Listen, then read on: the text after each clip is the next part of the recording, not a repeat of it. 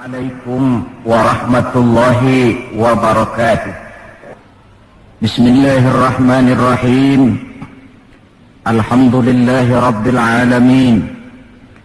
Wassalatu wassalamu ala asyrafil anbiya'i wal mursalin Sayyidina Muhammadin wa ala alihi wa ashabihil mujahidin at-tahirin, amma ba'du. Bapak-bapak, ibu-ibu, saudara-saudara, ma'asyiral muslimin rahimakumullah. Kita tahu bahwa sejarah sepanjang perjalanannya banyak mencatat orang-orang besar. Ada orang menjadi besar oleh karena pangkat, jabatan dan kekuasaannya. Apabila pangkat, jabatan dan kekuasaannya selesai, maka selesai kebesarannya sampai di situ. Ada orang menjadi besar oleh karena harta benda dan kekayaan yang dimilikinya. Bila suatu saat ia jatuh bangkrut, tamatlah kebesarannya sampai di situ. Ada pula orang yang menjadi besar oleh karena ia dibesar-besarkan dan berusaha setengah mati untuk mencapai kebesaran tadi. Bila suatu saat terjadi pergeseran nilai, masyarakat mencemoohkannya, maka kebesaran itu pun selesai sampai di situ. Adapun Rasul yang kita peringati maulidnya saat ini, beliau besar bukan lantaran pangkat, jabatan dan kekuasaan. Beliau besar tidak karena harta benda dan kekayaan. Pun beliau menjadi besar tidak karena dibesar-besarkan oleh umatnya. Beliau besar karena dibesarkan oleh Allah Subhanahu wa ta'ala. Satu kali orang sudah dibesarkan oleh Allah, bagaimanapun usaha orang lain untuk mengecilkannya, orang itu akan tetap menjadi besar. Tetapi satu kali orang dikecilkan oleh Allah, satu negara orang mau mengangkat dia, kalau memang dasarnya potongan nyungsep, tentu tidak akan naik ke atas juga. Tidak ada seorang penulis pun, baik ia dalam Islam maupun dari luar Islam, jikalau mau bicara dengan jujur, yang tidak mengagumi kebesaran pribadi dan martabat Rasulullah sallallahu alaihi wasallam. Dalam satu kalimat yang indah, Imam Busairi di dalam qasidah burdahnya menjelaskan kepribadian beliau dengan untayan kata, kal badri fi syarafin wa zahri fi tarafin wal bahri fi karamin wa dahri fi himamin. Rasulullah itu, kata beliau, tinggi martabat bagai rembulan, tabah dan ulet laksana masa, dermawan bak samudra luas biru membentang, tabah dan ulet laksana masa. Itu sebabnya beliau oleh Allah dijadikan figur, dijadikan model dan pola sebagai contoh bagi kehidupan umat Islam. Sehingga di dalam Al-Quran Allah menyatakan, laqad kana lakum fi rasulillahi uswatun hasanah. Sungguh telah ada bagi kamu pada diri Rasulullah itu contoh teladan yang sangat baik. Timbul pertanyaan, mengapa Rasul menjadi contoh buat kita? Pertama, beliau menjadi contoh buat kita karena beliau manusia, hidup dan berjuang secara manusiawi. Kalau manusia disuruh mencontoh manusia, tentu wajar. Yang tidak wajar kalau manusia disuruh mencontoh jin atau malaikat. Maka dalam ayat Quran Allah menyatakan, laqad ja'akum rasulun min anfusikum. Sungguh telah datang kepadamu seorang rasul, yang rasul itu berasal dari jenis kamu manusia. Saudara-saudara, kalau rasul yang diutus Allah itu jin atau malaikat, kemudian berhasil di dalam tugasnya, barangkali kita tidak perlu kagum. Datang rasul ke dunia ini, rasulnya jin. Saya yakin satu dunia mungkin orang beriman semua, tetapi bukan karena ikhlas dan yakin, mungkin karena ngeri sama rasulnya. Bayangkan kalau rasul jin dia turun ke alam ini, dengan segala macam tingkah polanya, mungkin orang sedunia akan menjadi beriman. Yang kedua, Rasul menjadi contoh di dalam kehidupan kita karena pribadi beliau lengkap. Artinya, jikalau kita kebetulan seorang pemimpin, beliau juga pemimpin. Jikalau kita seorang jenderal, beliau memimpin tentara di medan perang. Jikalau kita seorang kepala rumah tangga, beliau punya anak dan istri. Jikalau kita seorang guru, beliau mengajar jamaah di masjid.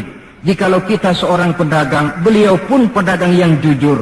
Jikalau kita seorang mubalik, beliau juga berdakwah menyampaikan Islam kepada manusia. Di dalam keseluruhannya itu tercemin uswatun hasanah, contoh teladan yang sangat baik. Maka kehabisan alasan seorang muslim yang tidak mencontoh pribadi beliau. Oleh sebab itu ironi dan sangat kita sayangkan jikalau seorang muslim tahu betul sejarah kehidupan Benito Mussolini, dia hafal sejarahnya Adolf Hitler, dia tahu sejarahnya Napoleon Bonaparte, dia hafal benar ajarannya Karl Marx, tapi dia buta terhadap hidup dan kehidupan Rasulullah sallallahu alaihi wasallam. Saudara hadirin yang berbahagia, yang akan kita bicarakan pada kesempatan ini, bagaimana cinta Rasul kepada umatnya dan bagaimana sewajarnya cinta kita umatnya kepada beliau. Bahwa Rasul yang kita peringati maulidnya saat ini cinta betul kepada kita umatnya, dapat saya kemukakan beberapa data. Dari sini nanti kita introspeksi. Kalau tahulah kita begitu besar cinta Rasul kepada kita, apa tidak wajar kita juga cinta kepada beliau?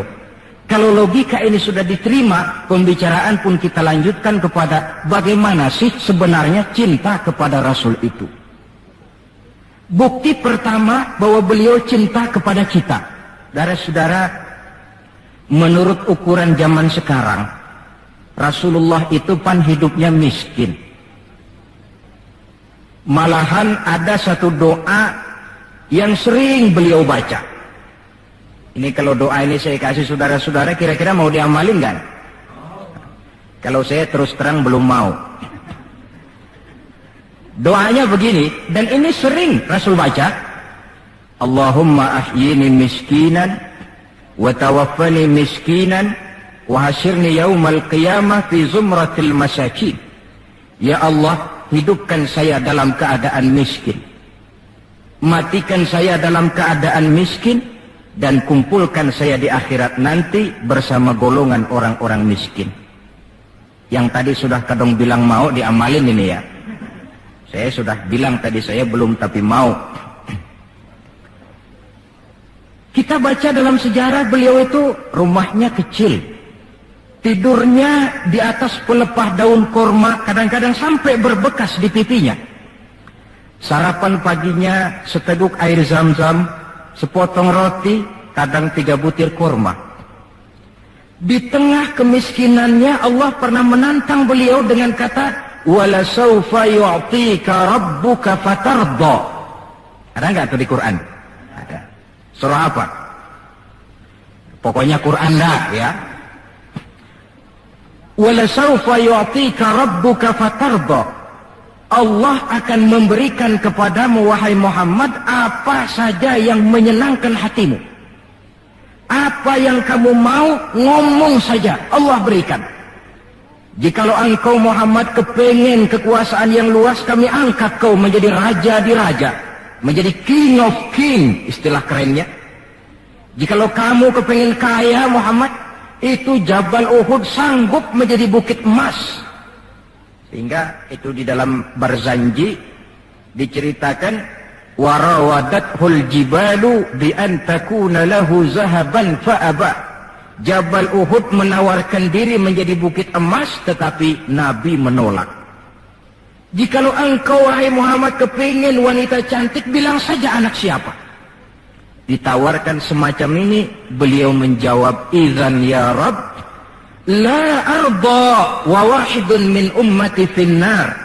Kalau memang demikian ya Allah, apapun saja yang diberikan kepada saya, berikanlah saya kekuasaan yang luas, berikan saya emas sebesar Jabal Uhud, berikan saya kekayaan yang tak ternilai sekalipun, seluruhnya tidak akan sanggup menyenangkan hati saya selama saya dengar masih ada satu saja umat saya yang masuk ke dalam neraka.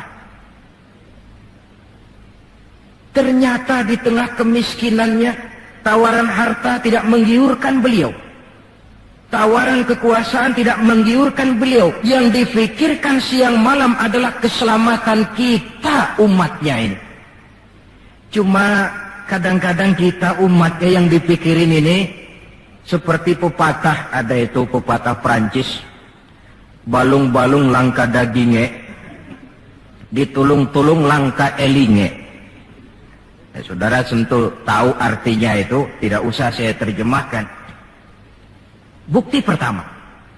Bukti yang kedua, ketika turun perintah hijrah, ketika itu posisi umat Islam di Mekah sudah sangat terpepet.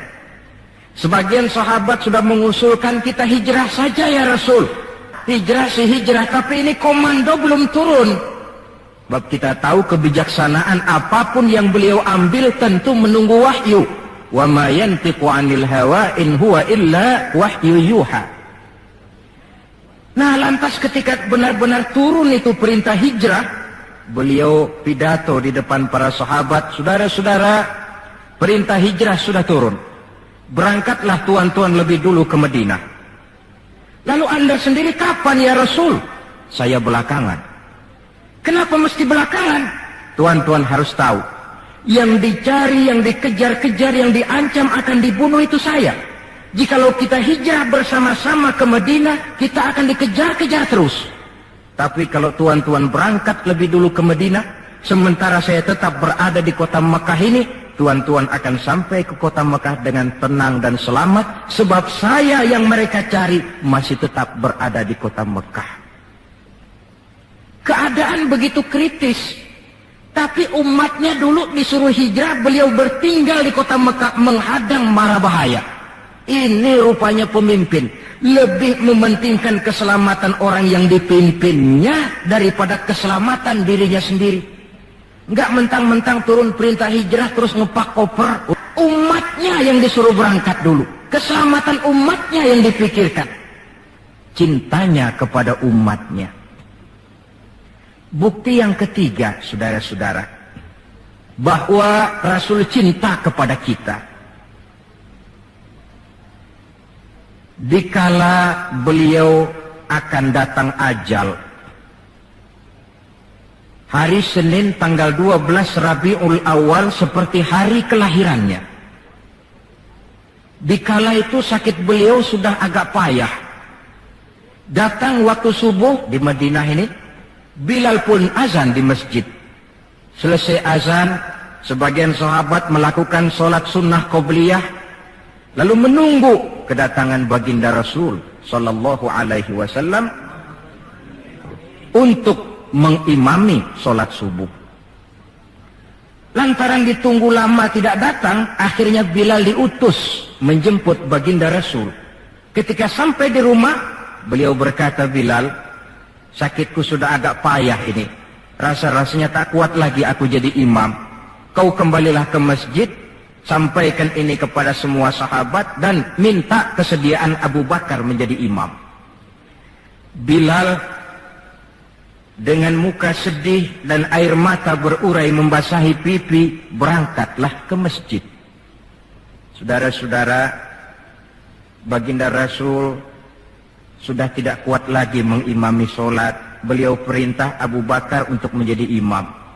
Kata Abu Bakar, saya tidak mau jadi imam kalau baginda Rasul masih hidup. Ini termasuk akhlak, etika para sahabat. Akhirnya satu masjid nangis semua. Sholat subuh belum nangis. Sampai tangisan itu kedengaran ke rumah Nabi. Beliau berkata kepada putrinya Fatimah, coba kau lihat kenapa orang di masjid nangis. Setelah Fatimah kembali lapor, Abah, mereka sedih karena sadar bahwa saat berpisah sudah hampir datang. Kalau begitu, suruhlah Bilal kemari. Datang Bilal, dipapah Rasul berangkat juga ke masjid mengimami sholat. Sholatnya ringkas. karena beliau sakit. Dan memang beliau juga mengajarkan, idza amma ahadukumun nas falyukhaffif. Kalau kamu jadi imam, ringankan sholatmu. Kalau jadi imam jangan panjang-panjang. Sebab apa? Di belakang kamu yang jadi makmum itu orangnya tidak sama semua. Ada orang tua yang diri saja sudah payah. Ada orang yang punya penyakit darah tinggi, kalau sujud kelamaan kepalanya ngebet. Ada yang habis sholat janji mau terima duit, kakinya sudah gatal kepengen pulang. Kalau jadi imam jangan lama-lama, kata Rasul. Tetapi kalau kamu sholat sendirian, falyutawil masya'a, persilakan sepanjang yang menurut kamu mau. Jangan mentang-mentang sudah dipilih jadi imam, overacting. Jadi imam sholat isya, rakaat pertama selesai Fatihah, surah Baqarah. Rakaat kedua selesai Fatihah, surah Yasin. Namanya makmum, tidak punya alternatif, tidak punya pilihan, ikut sih ikut. Tapi kan hatinya kan ngedumel. Paling sekali ini doang dah gua sembahyang di sini. Besok nggak bakalan gua balik lagi. Kenapa? Imam nggak tahu diri. Jadi bahasa lain, kalau dalam bahasa sosial ini, imam harus ngerti aspirasi makmum. Pemimpin mesti tahu kehendak orang yang dipimpinnya. Kalau tidak, yang akan timbul pasti partisipasi semu. Yang saya khawatir, kalau makmum dipaksa mengikuti maunya imam, yang akan makin subur ialah timbulnya mental-mental munafik. Manis jika berhadapan, balik belakang lain bicara. Pandai bermain minyak di atas air, tapi pada gilirannya menggunting dalam lipatan, menjegal kawan seiring. Sopannya kayak belangkon, depan rata, belakang ngepelin. Tentu kan tidak enak timbul partisipasi yang semacam ini. Selesai sholat, baginda Rasul bangun, lalu pidato singkat di depan para sahabat. Saudara-saudara, rasa-rasanya saat berpisah sudah akan datang. Lama kita bergaul, tentu sedikit banyak terjadi kesalahan yang saya lakukan. Maka barang siapa yang pernah saya pukul tanpa saya sengaja, balaslah sekarang. Barang siapa yang hartanya pernah saya ambil tanpa alasan yang hak, silahkan dia tuntut dari saya. Mana ada pemimpin menjelang wafat ini minta dipukul oleh umatnya. Hening suasana, sahabat terfekur semua, berurai air mata. Di dalam keheningan yang demikian rupa, tiba-tiba seorang sahabat bangkit. Saya ya Rasul. Ada apa? Sahabat itu namanya Sawad, sesuai dengan namanya, orangnya rada hitam. Ya Rasul, dalam satu peperangan, Tuan mau mecut onta.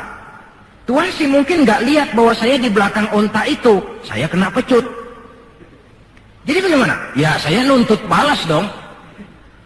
Ini sahabat yang lain jengkel nih, Sawad gila juga. Orang sudah mau berpisah begini, masih nuntut balas. Baik Sawad, Umar, tolong ambilkan cambuk. Sayyidina Umar sambil nyerahin cambuk, Sawad, kalau bahasa kita, gua talangin aja dah. Gak usah Rasul, saya saja yang kau cambuk. Kata Nabi Umar, biar dia kena cambuk saya, biar dia balas saya. Silakan Sawad. Ya Rasul, apa lagi? Waktu saya kena cambuk Tuan, saya nggak pakai baju. Jadi biar seri dong. Tuan juga bukalah baju Tuan. Baik, Rasul buka bajunya. Ketika baju sudah dibuka, Sawad buang cambuk itu. Dia berlari merangkul badan Rasul seerat-eratnya. Sampai sebagian sahabat makin bingung. Ini apa maunya Sawad? Ya Rasulullah, saya tahu sebentar lagi kita akan berpisah. Saya tidak tahu apa di akhirat nanti kita bisa kumpul. Kalau saya untung masuk surga, mungkin kelas saya di surga lain dengan kelas Tuan. Itu kalau saya ke surga. Kalau saya nggak ke surga, sudah terang kita nggak akan ketemu. Maka sebelum saya berpisah dengan Tuan, saya kepengen kulit badan saya yang hina ini bersentuhan dengan kulit badan Tuan yang mulia. Kalau saya nggak akal-akalin begitu, Tuan nggak bakalan buka baju katanya. Oh, rupanya itu yang dimaui Sawad. Sehingga Rasul dalam keharuannya beliau berkata, siapa yang ingin melihat contoh salah seorang penduduk sorga, lihatlah Sawad ini, karena dia cinta benar kepada saya. Setelah itu beliau kembali ke rumahnya. berkata kepada putrinya Fatimah, kalau ada tamu bilang Abah sudah tidak bisa terima tamu. Baik Abah. Sementara Allah memerintahkan malaikat maut datang, malaikat maut turun kau ke alam, ambil roh kekasihku Muhammad. Turun malaikat maut dalam bentuk manusia. Ketuk pintu, keluarlah Fatimah putri baginda Nabi. Tuan, maaf saja, ayah tidak terima tamu. Katakan, saya yang datang.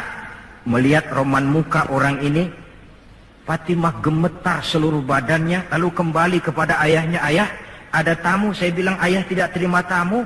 Dia malah berkata, katakan saya yang datang. Melihat roman mukanya, gemetar seluruh tubuh saya. Hebat orang ini. Siapa sih ayah? Baginda senyum. Fatimah, kau tahu siapa yang datang? Tidak tahu ayah. Yang datang itu hadimul lazat wa qati'us syahawat. Yang datang itu dialah yang menghancurkan seluruh kesenangan dunia. Dia yang memisahkan kita dengan semua yang kita cintai. Yang datang itu malaikat maut, suruh dia masuk. Ketika malaikat maut masuk, ya malaikat maut sudah datang saatnya. Ya Muhammad. Aina Jibril? Malaikat Jibril di mana? Sebentar lagi dia datang. Ketika turun malaikat Jibril, baginda Nabi bertanya, akhbirni ya Jibril, ma li indallahi minal karamah. Wahai Jibril, tolong beritahu saya. Kalau sebentar saya menghadap Allah, kehormatan apa yang diberikan Allah kepada saya? Tidak usah khawatir Muhammad, kata malaikat Jibril. Inna abwabas sama qad futihat, wal malaikatu saffu sufufan yantaziruna li ruhik. Pintu langit sudah dibuka. Malaikat sudah berbaris menunggu kedatangan rohmu yang suci. Alhamdulillah. Kalau itu saya ya? Iya. Kalau umat saya bagaimana Jibril? Umat saya. Umatmu? Iya. Umatmu juga jangan khawatir Muhammad. Allah sudah memberikan fasilitas, kata Allah, inni haramtul jannata ala sairil umam hatta tadkhulaha ummatuka. Surga ku haramkan buat seluruh umat, kecuali kalau umatmu Muhammad sudah masuk ke dalamnya. Ini fasilitas. Jadi sungguh pun kita umat terbelakang menurut abjad, tapi disuruh diberi fasilitas masuk surga lebih dahulu ketimbang umat-umat yang lain. Alhamdulillah, kalau begitu legalah saya, kata Nabi. Mari malaikat maut persilahkan, saya ikhlas. Lalu diambillah ruh beliau perlahan-lahan, naik ruh itu ke lutut, ke pusat, ke dada, sampai ruh di tenggorokan. Fatimah dekatkan telinganya ke bibir ayahandanya yang mulia itu. Suara terakhir yang sempat direkam oleh Sayyidatuna Fatimah, bisikan terakhir menjelang wafat, 3 kalimat. As-salah, as-salah. An-nisa, ittaqun nisa, ummati, ummati. Dengan kalimat itu beliau kembali menghadap Allah. Solat, jaga solat. Wanita, lindungi kaum wanita. Umatku, umatku. Itu kalimat terakhir yang beliau ucapkan. Kita umatnya yang disebut. Manalah di dunia ini pemimpin yang sempat nyebut umatnya dikala mau ajal. Napoleon Bonaparte, singa daratan Eropa, luas kekuasaannya. Dikala mau wafat dia tidak sempat nyebut bangsanya, bangsa Prancis. Yang sering dia sebut Margaret Josephine, Margaret Josephine, gacoannya. Adolf Hitler, gagah perkasa. Dikala hari-hari akhir kejayaannya, dia tidak nyebut Jerman. Dia tidak nyebut suku bangsa Arya yang dia agul-agulkan. Yang banyak dia sebut Eva Braun, Eva Braun. Sebagaimana Julius Caesar pun menyebut Cleopatra.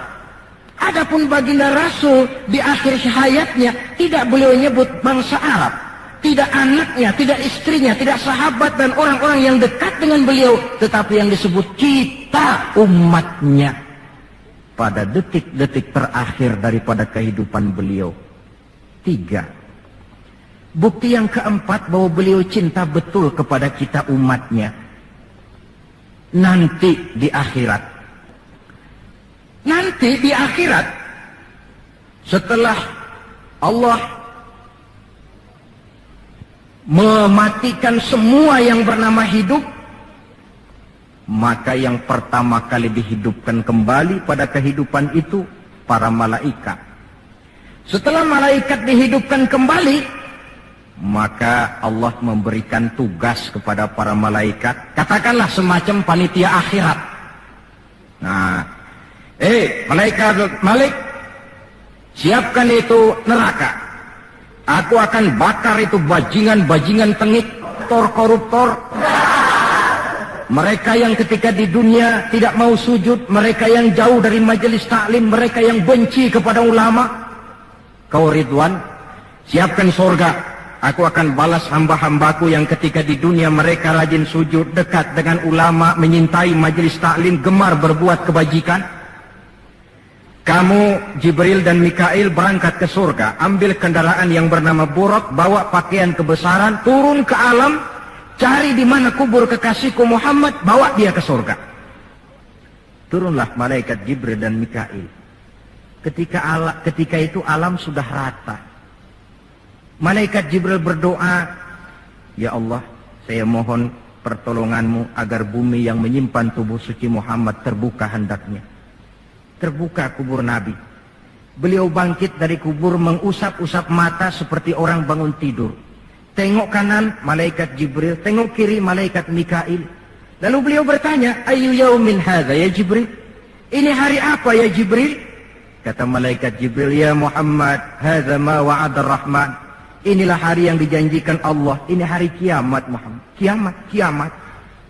Ya Jibril, jikalau ini memang hari kiamat, aina tarakta ummati? Kalau ini memang hari kiamat Jibril, umat saya di mana? Kita yang ditanya. Bangun dari kubur, tahu kalau itu hari kiamat, pertanyaan pertama, umat saya di mana? Malaikat Jibril menjawab, ya Muhammad, tidak ada orang yang dibangkitkan sebelum kamu. Kaulah orang pertama. Lalu bagaimana sekarang? Kita ke surga. Perintah Allah, perintah Allah. Berangkat ke surga. Setelah di surga, beliau seperti orang bingung. Sampai Allah menegur, ya Muhammad, apa kurang enak surga? Enak ya Allah. Apa tidak cukup fasilitas? Cukup. Kenapa kamu seperti orang tidak betah? Saya mikir umat saya ya Allah. Iya, saya sudah enak-enak duduk di kursi empuk. Umat saya bagaimana umat saya? Jadi mau kamu bagaimana? Saya minta izin ya Allah, mau keluar dulu, mau tengok saya punya umat. Sudah di surga, permisi keluar mau tengokin umatnya. Dikala kita umatnya lewat di atas sirat, beliau angkat kedua tangan seraya berdoa, Allahumma sallim sallim. Ya Allah, selamatkan umatku yang sedang lewat di atas sirat, selamatkan ya Allah. Dari dunia sampai akhirat beliau cinta kepada kita. Dari dunia sampai akhirat beliau bela kita. Betapa pemimpin semacam ini tidak kita cintai. Masalahnya sekarang, kalau kita sudah sependapat bahwa kita juga cinta kepada Rasul, apa sih artinya cinta kepada Rasul itu? Hadirin, pertama, man ahabba syai'an aktsara min dzikrihi. Siapa yang cinta sesuatu, dia tentu banyak menyebut yang dia cintai. Ini tandanya orang cinta, banyak nyebutin. Kalau saudara cinta kepada harta, tentu kalau ngobrol yang banyak saudara sebutin harta. Kalau saudara lagi ngobek tanah, senang cinta sama tanah, asal ngobrol di warung mesti tanah yang dimeterin. Walaupun tanah orang. Kalau saudara kebetulan sedang jatuh cinta kepada seorang perempuan, bahkan dalam tidur pun kebawa-bawa namanya saudara sebut. Orang yang cinta sesuatu, dia banyak menyebut yang dia cintai. Cinta kepada Nabi, banyak menyebut Nabi. Menyebut Nabi apa lalu? Muhammad. Tentu bukan. Sebab kita tahu dalam kehidupan sehari-hari saja kita punya tata krama. Gubernur lewat, tentu tidak berani kita secara langsung menyebut namanya. Mesti kita berkata, itu ada Bapak Gubernur lewat. kita sebutlah predikatnya. Itu ada Bapak Menteri lewat, itu kepada pejabat, antara pula kepada seorang junjungan alam. Banyak menyebut Nabi artinya banyak membaca sholawat kepada beliau. Sekurang-kurangnya Allahumma sholli ala Sayyidina Muhammad wa ala ali Sayyidina Muhammad. Satu. Yang kedua, orang yang cinta kepada sesuatu biasanya menjaga, memelihara warisannya. Kita punya orang tua meninggal dunia, ada warisannya, tentu kita jaga sebaik-baiknya. Sudahlah, nggak bisa nambahin, sekurang-kurangnya nggak jualin melulu. Jikalau Rasul meninggalkan kita, jelas beliau tidak meninggalkan harta, beliau tidak meninggalkan kebun, pabrik, tanah dan sebagainya, tapi beliau meninggalkan warisan kepada kita untuk kita jaga, kita pelihara bersama. Apa yang warisan yang beliau tinggalkan? Prinsipnya 3.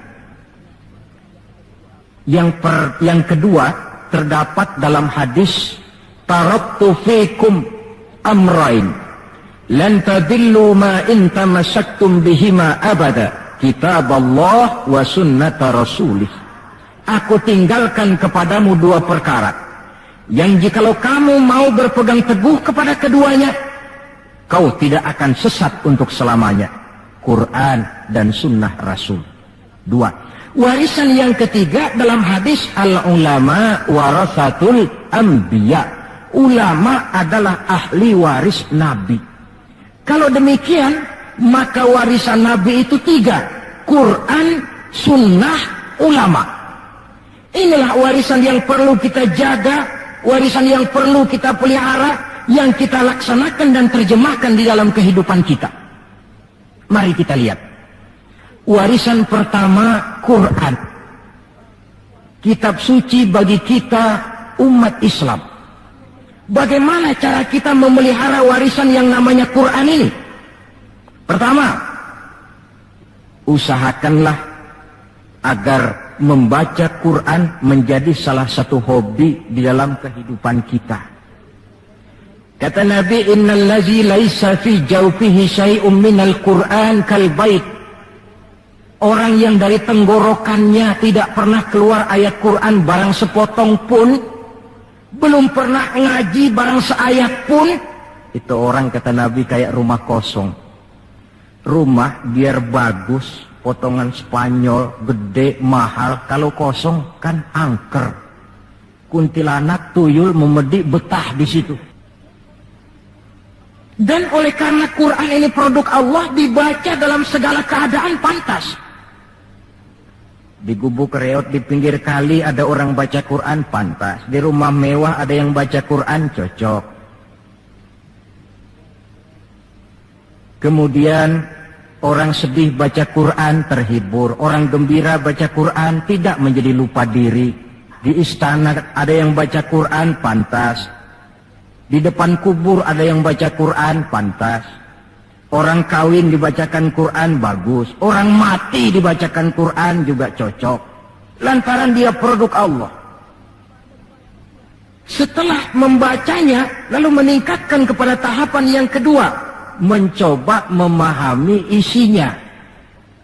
Lewat segala kesempatan yang memang mungkin, entahlah dengan jalan mengaji, tukar pikiran, diskusi, banyak membaca. Tetapi tentu dengan catatan bahwa kita memahami Al-Quran ini tidak bisa mengandalkan kemampuan intelektual semata-mata.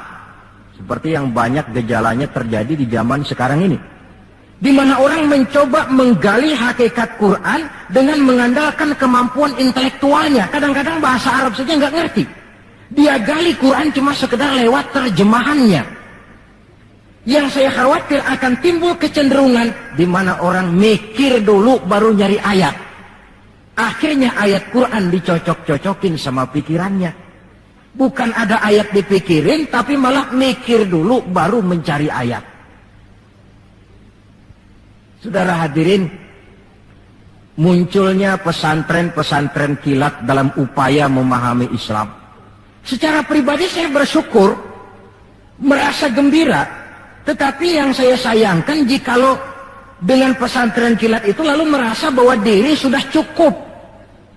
Setelah nyantren 1 minggu pesantren kilat, keluar pesantren sudah kayak pendekar, ulama anu salah, kiai anu nggak bener, ustadz anu salah, semua ulama-ulama salah.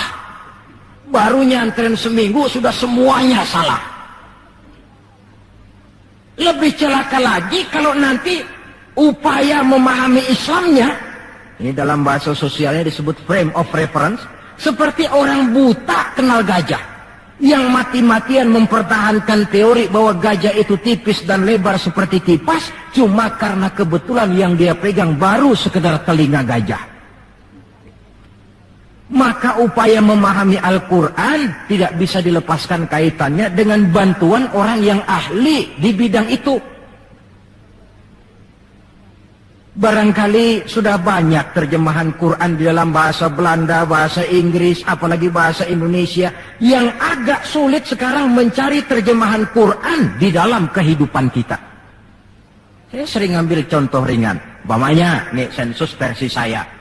Konon kabarnya, menurut kata yang empunya cerita, penduduk Indonesia ini 90% beragama Islam, betul kan? Nah.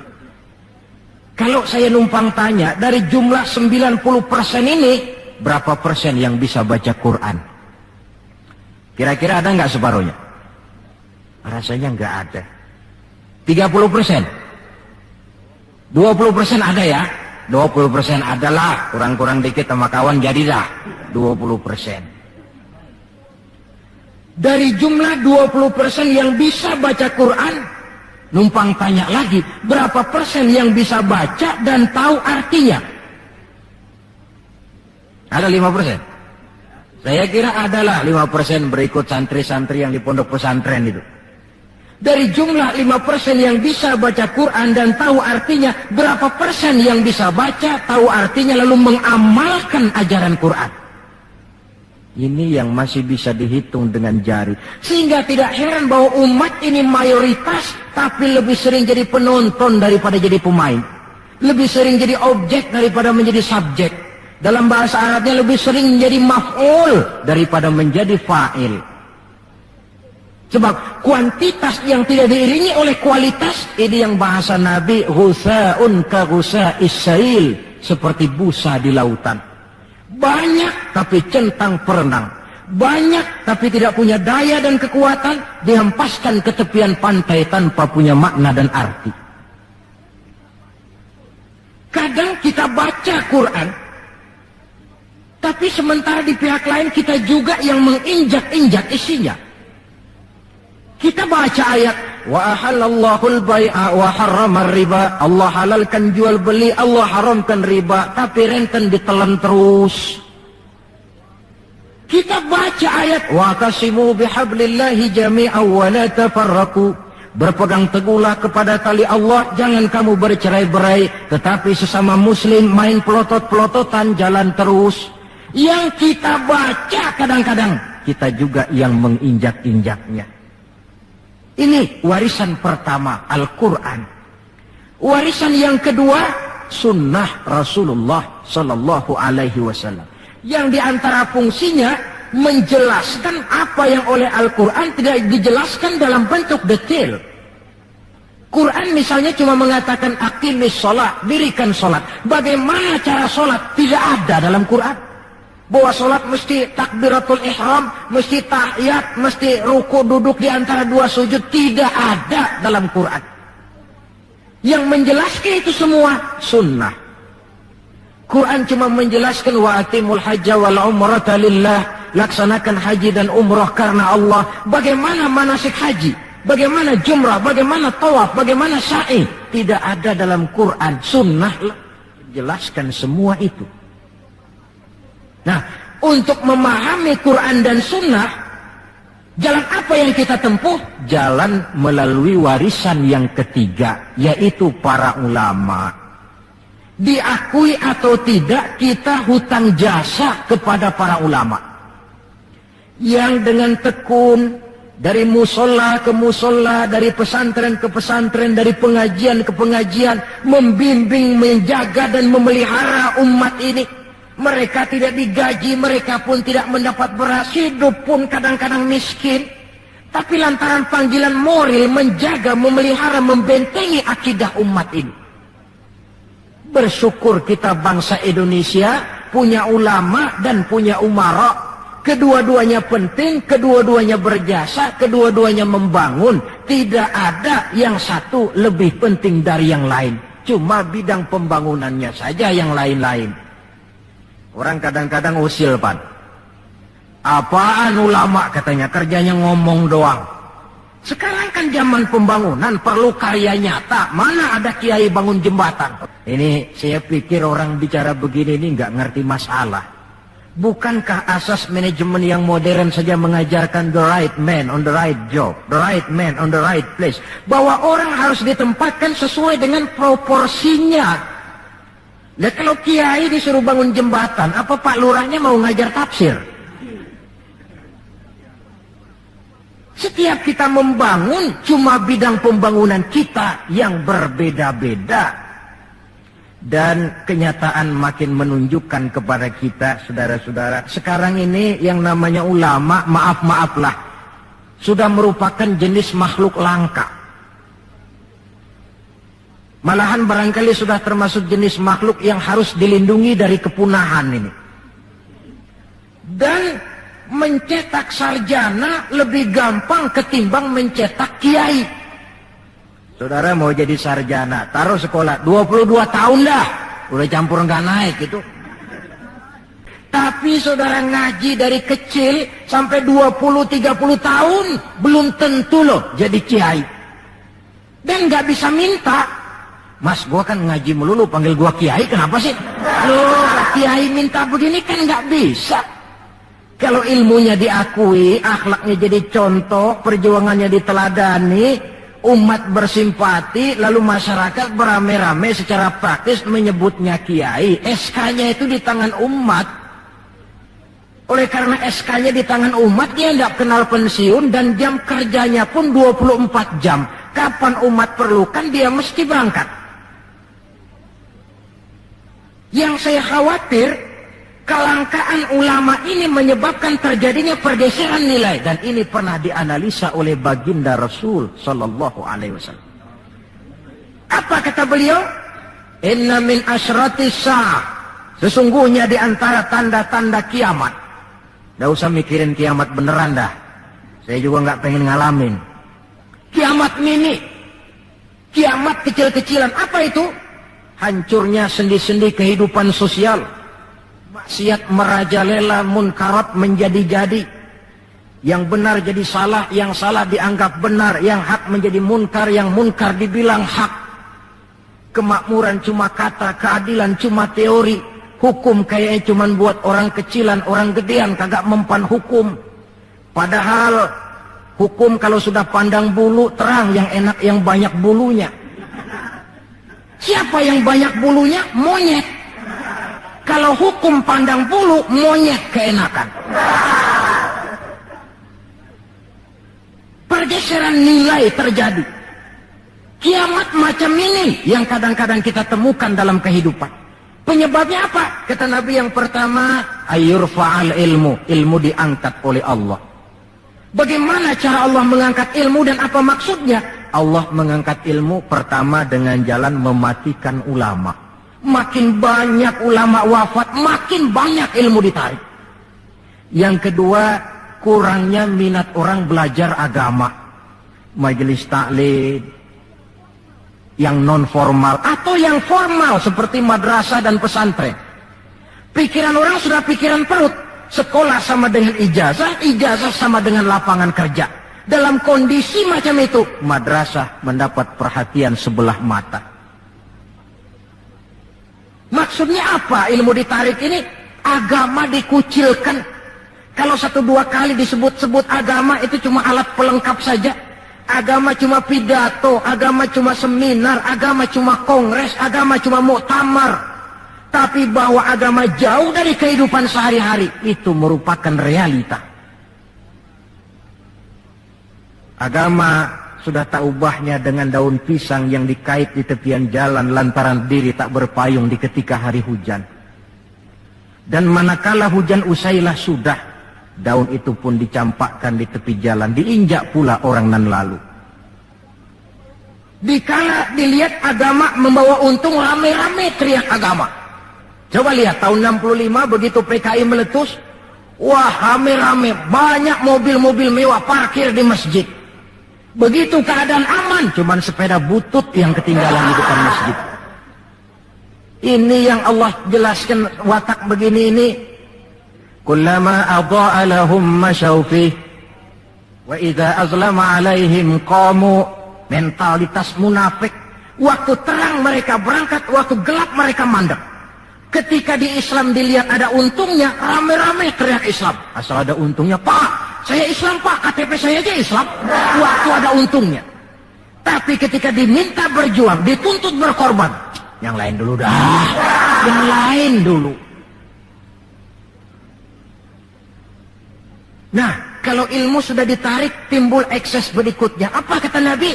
Wa yuzharul jahlu, nampak kebodohan di mana-mana. Lantaran ulama tidak ada yang menjelaskan halal haram, hak batil, ma'ruf munkar, tidak ada. Orang hidup menurut seleranya, timbul permissive society.